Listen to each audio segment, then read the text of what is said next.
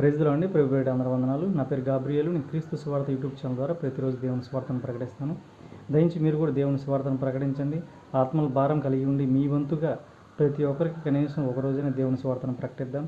మనకి ఇళ్ళ పక్కన వాళ్ళకి కానీ, మనతో మాట్లాడే వాళ్ళకి కానీ, లేకపోతే ఏదైనా షాప్కి వెళ్ళినా, ఎక్కడికైనా మనం వెళ్ళే దారిలో మనుషులు ఎవరైనా కనపడినా ప్రతి ఒక్కరికి దేవుని సువార్తను ఖచ్చితంగా తెలియపరచండి. దేవుణ్ణి వాళ్ళు తెలియకపోవడం వల్ల అనేక పాపశాప కర్మలు అనుభవిస్తున్నారండి. ఆ పాపశాప కర్మలు యేసుక్రీస్తు వారి రక్తంతో కడగబడితే ఎలాంటి ఘోర శాపమైనా, ఎలాంటి ఘోర పాపమైనా, ఎలాంటి ఘోర కర్మైనా సరే అనుభవించాల్సిన అవసరం మనకి లేదు. ఆయన పరిశుద్ధమైన రక్తంతో కడగబడితే ఆ పరిశుద్ధమైన రక్తం ద్వారానే మనకున్న పాపాలు, శాపాలు, కర్మలు అన్నీ పోతాయి.